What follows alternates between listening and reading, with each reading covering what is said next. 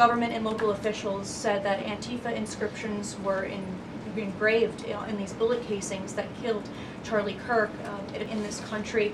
The president is designating Antifa as a domestic terrorist organization.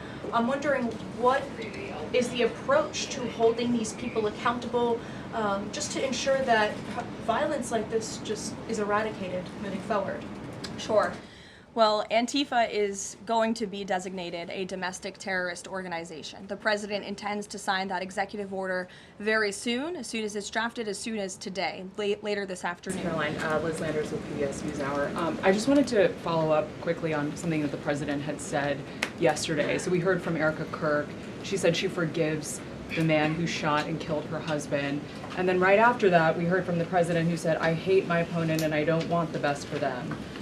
Venezuela too. Look, the president is authentically himself. I think that's why millions of Americans across the country love him and support him, including Erica Kirk, who you saw so beautifully was on stage with the president in an unthinkable moment, in the midst of an unthinkable tragedy. The official deal later this week at some point. Under the terms of this deal, TikTok will be owned by a majority of American investors and controlled by a board of directors with extensive national security and cybersecurity credentials. In partnership with the U.S. government, Oracle will serve as TikTok's trusted security provider, and they will independently monitor the safety and data security of all U.S. user data on TikTok's platform. Americans' data will be stored securely in the United States without access from China. All U.S. user data will be stored on servers operated by Oracle in the United States, protected from surveillance or interference by foreign adversaries. And the algorithm, I know this is a question many of you have had, will be secured, retrained, and operated in the United States outside of ByteDance's control. And TikTok will remain. Good afternoon, everyone.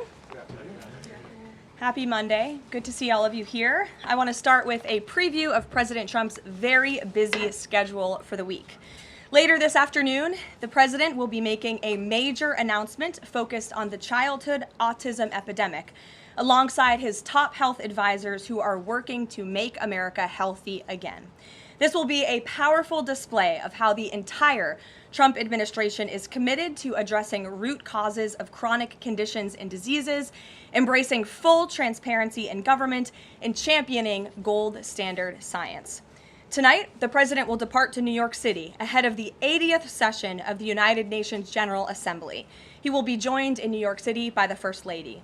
Tomorrow morning, President Trump will deliver a major speech touting the renewal of American strength around the world, his historic accomplishments in just 8 months, including the ending of 7 global wars and conflicts. The president will also touch upon how globalist institutions have significantly decayed the world order, and he will articulate his straightforward and constructive vision for the world. The president will also be hosting bilateral meetings with the UN Secretary General and the leaders of Ukraine, Argentina, and the European Union. The president will also later in the day hold a multilateral meeting with Qatar, the Kingdom of Saudi Arabia, Indonesia, Turkey, Pakistan, Egypt, the UAE, and Jordan. After these important meetings, the president will attend a reception tomorrow night with more than 100 world leaders before returning to Washington, D.C. On Thursday here at the White House, President Trump will welcome President Erdogan of Turkey for a bilateral meeting. And on Friday, the president will travel to Long Island for the Ryder Cup golf match between the United States and Europe. This event is one of the greatest sporting events in the world, and it would not be taking place this year without President Trump's help. President Trump signed an executive order last week preventing a strike that would have crippled the New York City area ahead of the tournament, and at the request of the 5 labor unions who all represent workers on the Long Island Railroad. One of the greatest golfers in the world, Bryson DeChambeau, praised the president's critical intervention, saying, quote, "When the possibility of a strike threatened to disrupt transportation and attendance, President Trump stepped up and took the action needed to protect this world-class competition." Thanks to President Trump's decisive leadership, the Ryder Cup experience will be everything fans and the golf community deserve. Again, that's a quote from the great golfer Bryson DeChambeau. Now let's all hope the American Ryder Cup team can take home the trophy. In other news, positive economic data continues to pour in. Brand new polling shows that Americans' faith in the economy and the direction of the nation is back on track and shooting even higher. Home ownership is more affordable, with mortgage rates dropping to a 3-year low. For new home buyers, this represents a $250 decline in your monthly mortgage payment, or nearly $3,000 a year. And President Trump has made it very clear he wants to continue to see mortgage rates decline to a record low, just like they did in his first term. Thanks to President Trump's unleashing energy dominance, gas prices are dropping and Americans are spending the smallest share of their disposable income on gasoline since 2005. Additionally, the annual cost to own and operate a new vehicle is down by nearly 6% over the last year. Americans are earning more and they are spending more than ever before. After inflation outpaced for 26 straight months under Joe Biden, real wages have increased nearly every month since President Trump took office, with wages for blue-collar workers rising at the fastest rate in 6 decades. Retail sales are also booming, up 5% over last year, and the stock market is booming, and Americans' retirement accounts continue to do well, with the Dow, S&P 500, and NASDAQ all hitting new record highs. In fact, the S&P 500 is up nearly 15%, and the NASDAQ is up more than 21% since Election Day. As part of President Trump's mission to restore America as the manufacturing superpower of the world, he has secured nearly $9 trillion in U.S. investment, nearly 9 times more than Biden attracted in his entire 4-year term, and we expect that number to be upwards of $15 trillion very soon. We're already seeing the initial economic benefits of these investments, with industrial production recently rising to an all-time high. President Trump built the greatest economy in the history of the world in his first term, and we are witnessing him do it all over again. Now, before I open it up to questions, I do want to speak on the heinous political assassination of Charlie Kirk. As President Trump powerfully stated yesterday, this assassination was an attack on everything that makes the United States of America the greatest country on earth. But that attack has completely failed. The heartwarming response from the overwhelming majority of the American people over the past 2 weeks is all of the proof that you need. The assassin who took Charlie's life can destroy flesh and blood, but he can never destroy the values that Charlie stood for. All across the country, millions of Americans have prayed, hosted vigils, attended church services, became politically engaged for the first time, and honored the legacy of Charlie and the ideals he died speaking for. The beautiful memorial service attended by President Trump and 100,000 great Americans in State Farm Stadium yesterday was just the latest example. And Erica Kirk's mercy was one of the greatest acts of grace this world has ever seen. May God continue to watch over Erica and their beautiful children. Unfortunately, there have been some jarring exceptions to this unity. This past Friday, 58 House Democrats voted no, and 38 voted present on a resolution that simply stated, condemning in the strongest possible terms the assassination of Charles James Kirk and all forms of political violence. There were no strings attached to this vote. This was a simple gesture of human decency to denounce political violence. I wish I could say that this was only a fringe group, but 96 votes is nearly half of the entire House Democrat caucus. And they didn't just vote against this basic resolution condemning political violence. A number of those same Democrats took to the House floor to smear Charlie Kirk's name. The man wasn't even buried yet, and Democrat members of Congress were denigrating his memory on the floor of the House of Representatives. This was truly a sad moment and a clear reflection of how radical the Democrat Party has become. Many Democrats in elective office have now been totally captured by a radical fringe of the far-left base who want to dehumanize every person they disagree with. We must continue to call this wickedness out. It's the only way that our nation can heal. For too long, past leaders have offered platitudes while political violence has been allowed to fester and harm innocent Americans. There has been coordinated campaigns dating back years, spearheaded by radical left-wing organizations centered on dehumanizing, intimidating, doxing, and even attacking Americans whom they disagree with. These groups have radicalized impressionable individuals to foment violence. An attempted transgender assassin traveled to Justice Brett Kavanaugh's family home with plans to end his life. An attempted assassin came within an inch of ending President Trump's life in Butler, Pennsylvania. And on the campaign trail, another attempted assassin tried to kill the president at his golf club in Florida.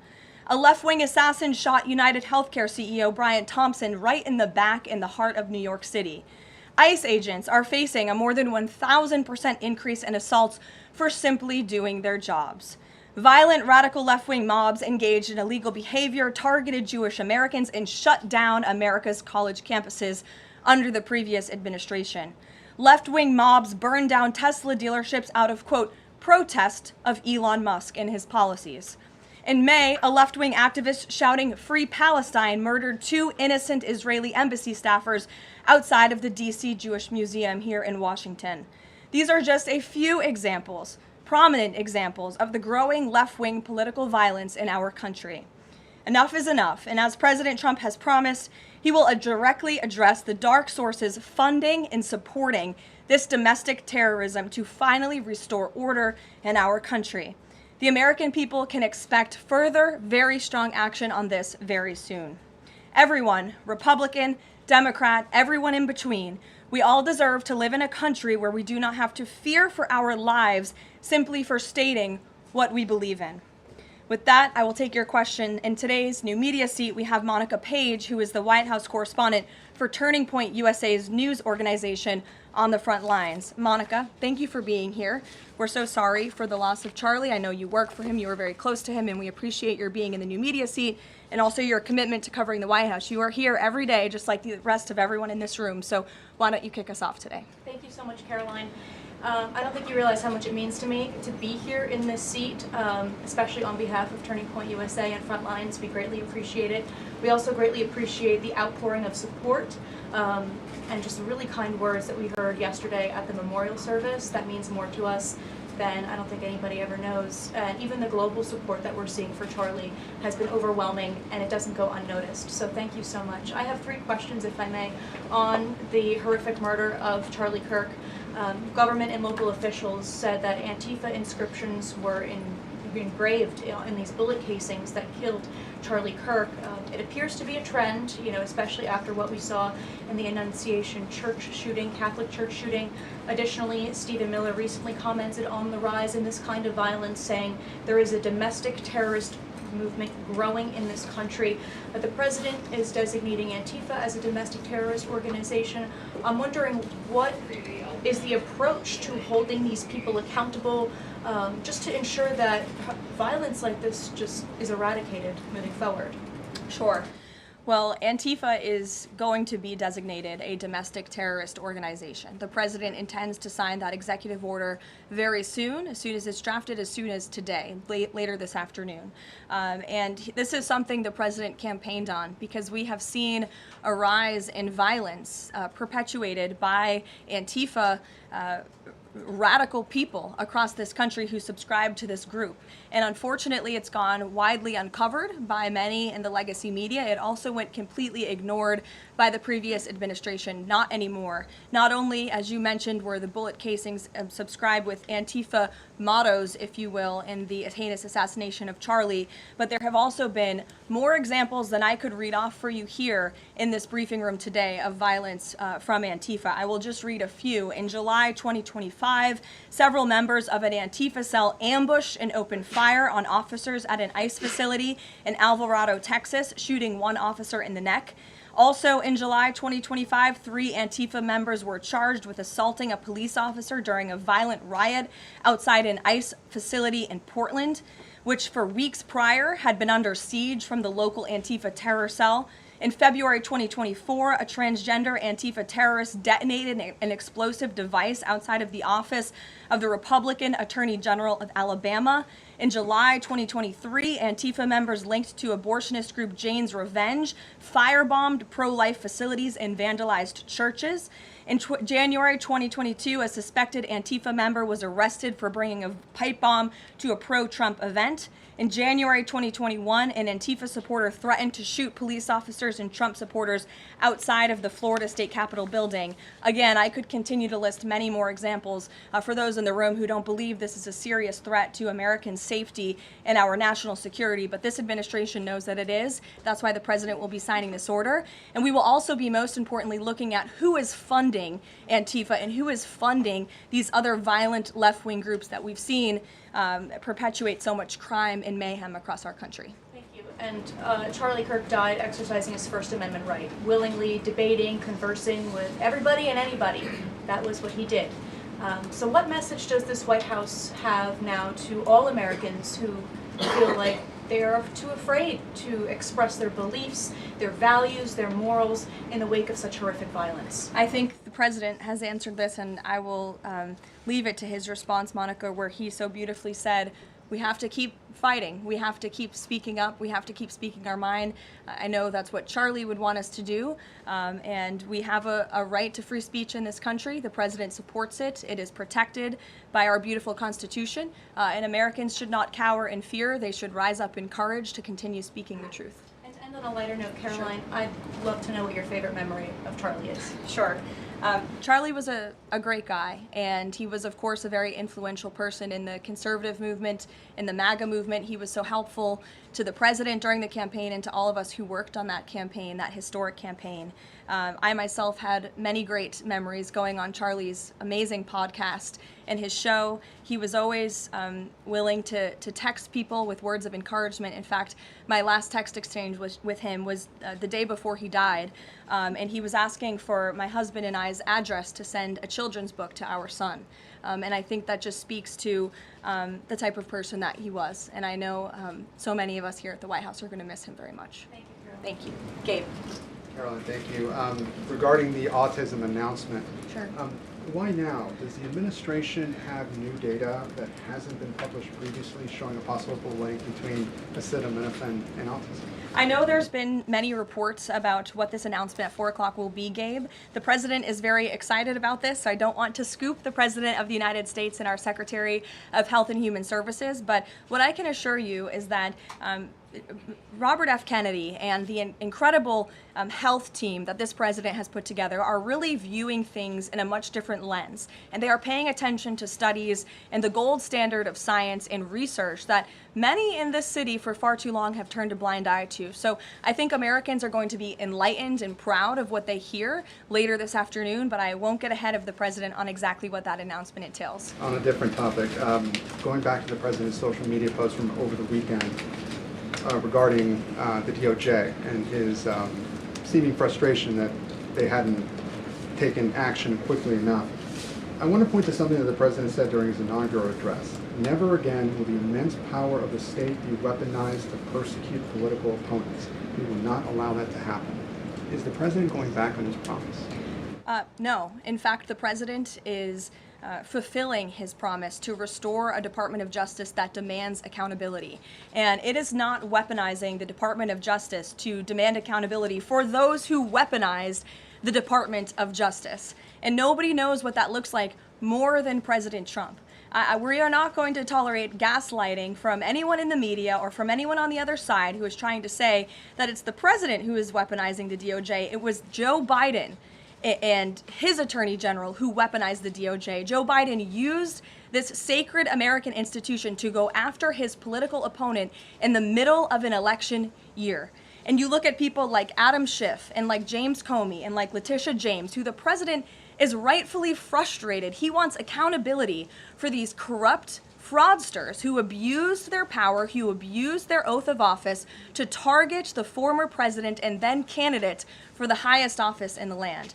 And I think the president is reaffirmed in those frustrations and his hope for accountability by the millions and millions of people who reelected him to this office with a mandate to demand accountability. And the president has not been shy about this, Gabe. In fact, when he traveled to the Department of Justice earlier this year, all of you were there to cover it. He said, quote, "I demand a full and complete accountability for wrongs and abuses that have occurred. The American people gave a mandate to investigate and root the corruption out of our system," and that's what the president wants to see done. Carolyn. Ed. On the autism issue again, there are reams of scientific research that suggests there's no clear link between autism and acetaminophen usage. You're suggesting today they may have new information on this. A lot of it and this entire debate has the potential to confuse women, especially pregnant women, about what to do. What do you say to those that say what you're doing today potentially just introduces more confusion into the debate? I think women for many years, in fact for decades, Ed, have been confused by the rapid increase in autism in this country, in the childhood epidemic, that is chronic epidemic, disease epidemic that is plaguing America's youth. Women are confused about that and they want answers to that. And that's exactly what this administration is focused on finding. And before you jump to conclusions based on reports that the White House has not even confirmed, I would encourage everyone in this room to go into the 4 o'clock announcement with some critical thinking skills and with some open ears to actually listen to what the president and his team of outsiders have to say about this. And there will be a number of things that will be announced and discussed. And I think, I know as a mother myself, I speak, I believe, for many mothers across the country who really want answers to what is happening to our nation's children. So again, I won't get ahead of the president, but I think everyone in this room needs to tone down the judgment before you even hear what people are going to say. Sure. Thanks, Caroline. So too on the Holman investigation, I mean, can you just speak to, did the president ask the Justice Department to close the case, and does Holman have to return the $50,000? Well, Mr. Holman never took the $50,000 that you're referring to, so you should get your facts straight, number one. Number two, this was another example of the weaponization of the Biden Department of Justice against one of President Trump's strongest and most vocal supporters in the midst of a presidential campaign. You had FBI agents going undercover to try and entrap one of the president's top allies and supporters, someone who they knew very well would be taking a government position months later. Mr. Holman did absolutely nothing wrong, and even the President's Department of Justice, even Kash Patel's FBI, looked into this just to make sure. They had a number of different prosecutors and FBI agents who looked into this. They found zero evidence of illegal activity or criminal wrongdoing. And the White House and the President stand by Tom Homan 100% because he did absolutely nothing wrong, and he is a brave public servant who has done a phenomenal job in helping the President shut down the border. Mary. Thanks, Caroline. I have 2 questions on far-left violence. Sure. The first one, the president said yesterday that the bullet hit Charlie, but it was aimed at every one of us. Do you and your colleagues have a heightened sense of fear following this shooting and this far-left violence we're seeing across the country? I certainly think there's a heightened sense of awareness by conservatives across the country, by all of us here at the White House. Again, as I said to Monica, many of us were personal friends with Charlie and had involvement with Turning Point before we came and served our government in this way. So certainly it's a very shocking incident, and I think, you know, it's very unfortunate that those of us who work in this movement have to think about violence just for speaking our minds and for supporting President Trump. And as a follow-up on that, I asked the president last night on Air Force One about this pattern of transgender violence we're seeing. You know, Charlie's killer lived with his boyfriend who identifies as transgender, and then we had the Annunciation shooting, the Covenant shooting, all of these incidents.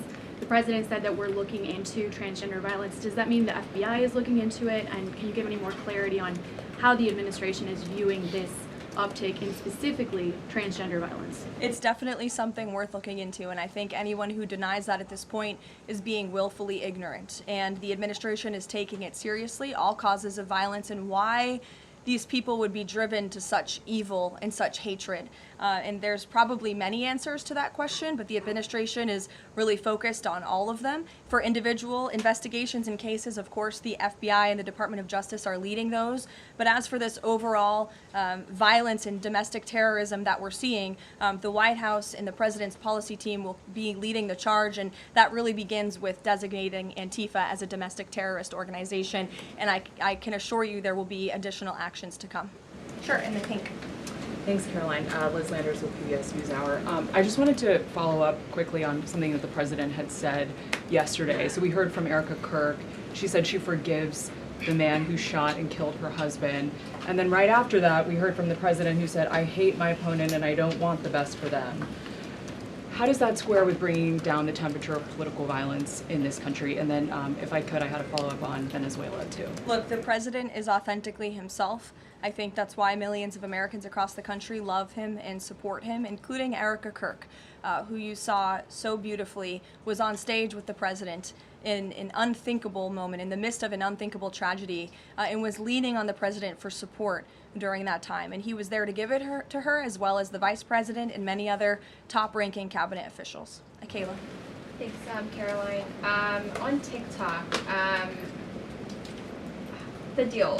How much is the deal? And if you can't give an exact number to how much the deal is, when can we expect to learn how much the deal is being valued at? And then separately, who are the members involved in the deal? Like, can you share any more details there? So I don't have a specific number for you, nor am I going to confirm the specific individuals and entities in the deal, Kayla, but I do have several details I'm happy to run through for all of you, and the president will be signing the deal, the official deal, later this week at some point. Under the terms of this deal, TikTok will be owned by a majority of American investors and controlled by a board of directors with extensive national security and cybersecurity credentials. In partnership with the U.S. government, Oracle will serve as TikTok's trusted security provider, and they will independently monitor the safety and data security of all U.S. user data on TikTok's platform. Americans' data will be stored securely in the United States without access from China.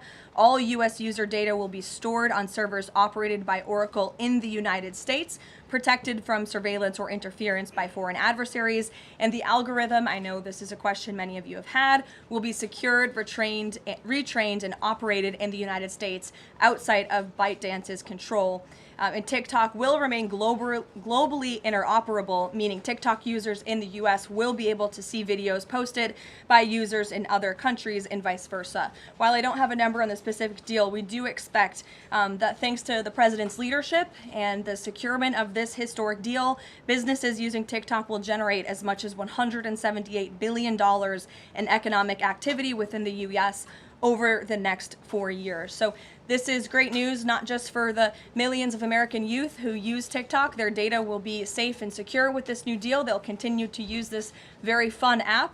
But it's also great news for all of the small business owners who have really been able to make a living off of the use of TikTok as well. And if I could just get one more as it relates to China, on crop prices with farmers, as there's still no official trade deal with China, farmers are getting a little bit antsy navigating, prices being weak and not strong. How is the administration, thinking about farmers right now? Is there anything we can expect to see from the administration on, sort of bailing farmers out should prices continue to not work in their favor? Well, the administration is completely understands the anxiety of farmers. We're very much aware of this issue. It has been a part of our discussions, the trade team's discussions with their Chinese counterparts. As for any specific actions, I don't have any news on that for you today, but I can fully assure you the entire National Economic Council in this building, as well as our Secretary of Agriculture, Brooke Rollins, have been talking with the trade team about this. There's been many meetings on this, and they are on the ball, but I don't have anything specific for you today. Sure, Selena. Thanks, Caroline. But the case against Letitia James was extensively investigated for 5 months, and President Trump's handpicked Attorney General Eric Siebert could not find any evidence that he committed a crime. So is the president saying here it doesn't matter if there's a crime, he just wants his political enemies to be charged? Well, let me just walk you through Letitia James. Letitia James completely abused her oath of office. Letitia James was actively and openly engaged in lawfare. You talk about weaponizing the Department of Justice. What was Letitia James's campaign slogan? It was prosecute Donald Trump. She was saying she was going to prosecute Donald Trump before she even knew if Donald Trump committed a crime, which of course we did not. Those are not the words of a serious prosecutor. Those are the words of a corrupt politician who is abusing their power. She actively campaigned on that. She also led the witch hunt, the financial fraud investigation against President Trump and the Trump Organization, and an appeals court tossed that case out, a $500 million civil fraud penalty in August, which was another win for the president and exonerated him of this witch hunt and showed that this is an individual who is corrupt and abused her oath of office. And we also have evidence of her mortgage fraud. An April report from a white-collar fraud investigator found that there was documented evidence that James engaged in a consistent pattern of financial and property disclosures that raise serious legal questions. But why won't the president accept the conclusions of his Justice Department to not bring charges against Letitia James? In fact, you had Bondi and Blanche top DOJ leadership who were against ousting Eric Siebert, who again was picked by President Trump? I just answered that question for you, and the president has every right to express how he feels about these people who literally campaigned on trying to put him in jail, who literally tried to ruin his life and ruin his businesses, and he wants to see accountability for those who abuse their office and abuse their power. And Letitia James absolutely did that, whether you want to admit it or not. Is that not Jeff. retribution, though? Jeff, it's accountability. Thanks, Jeff. Caroline. Two foreign policy questions. President Putin has offered President Trump a one-year extension of the most recent treaty limiting nuclear weapons. Does the White House have a reaction to that? Does the president want to accept that offer? And then one separate issue, just generally, what is the president's response or reaction to the number of countries this week who are planning to or have recognized a Palestinian state? Two great questions, Jeff. To your first question about Russia, the president is aware of this offer extended by President Putin, and I'll let him comment on it later. I think it sounds pretty good, but he wants to make some comments on that himself, and I will let him do that. As for all of these Western nations that are recognizing a Palestinian state, the president has been very clear. He disagrees with this decision.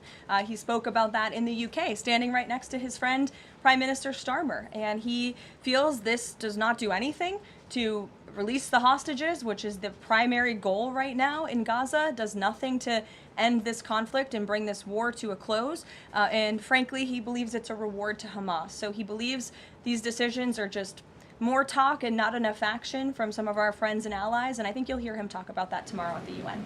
Kristen. Thanks, Ryan. Just going back to this Letitia James story. What does President Trump plan to do if the Attorney General, Pam Bondi, tells him that there is not enough evidence to bring his political opponents' cases or to charge those cases? That's a hypothetical question, Kristen. That hasn't happened at this point. But we did see one U.S. attorney not be able to find enough evidence, and now they no longer have a job. Is that something that you would consider? Look, the president stands with Pam Bondi 100%. He made that clear this weekend. He answered questions from all of you last night on Air Force One. He said the same, and that's how he feels at this moment in time. And just one more thing on the Attorney General with Pam Bondi. Caroline, would the president support designating Russia as a sponsor of terrorism if it doesn't return kidnapped Ukrainian children?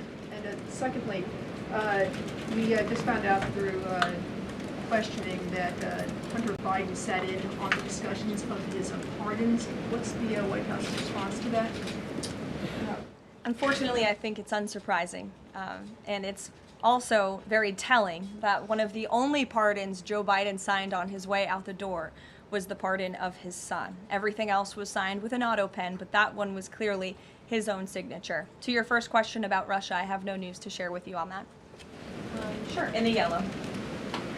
According to media reports, Maduro has sent a letter to President Trump, but President Trump avoided saying whether he has read it. Did he receive it? We have seen this letter. Frankly, I think there were a lot of lies that were repeated by Maduro in that letter, and the administration's position on Venezuela has not changed. We view the Maduro regime as illegitimate, and the president has clearly shown that he's willing to use any and all means necessary to stop the illegal trafficking of deadly drugs from the Venezuelan regime into the United States of America. Context of the letter? Gilbertson, go ahead. The admin, you and then go ahead. Sure. Thank you, Caroline. Whitline with Borderhawk News. The admin has openly discussed taking legal action against officials in sanctuary jurisdictions. Just this last weekend, we saw Mayor of Evanston, Daniel Bliss, rioting and protesting outside the ICE facility near Chicago. Are there plans to start arresting sanctuary mayors or governors going forwards? Unless they commit a crime, I don't see them being arrested. But if they are violating federal law, if they are violating state law, then of course they should be arrested by state and local law enforcement. If they're violating federal law, then they can expect the consequences of that behavior. Nick. Thank you, Caroline. Would the president like to see Congress pass a national holiday honoring Charlie Kirk annually? That's an interesting question. I'm sure he wouldn't oppose such a thing. But you can pose that to him yourself next time you get the chance. Sure thing. And to follow up, too, I know the president is honoring Charlie with the Presidential Medal of Freedom. Is there anything else that we don't know of in the works to honor Charlie? Not at this time, but we do look forward to that Medal of Freedom ceremony very soon. Daniel.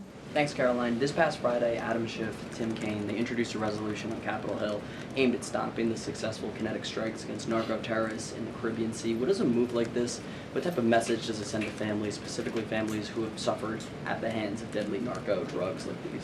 I definitely think it sends the wrong message. We wish that Democrats would get on board with a very simple idea of ending drug trafficking and securing our homeland.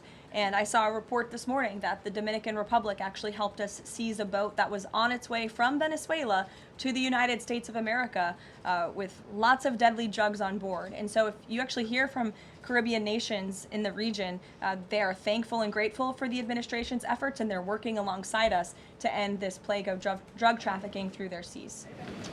Sure, Karen.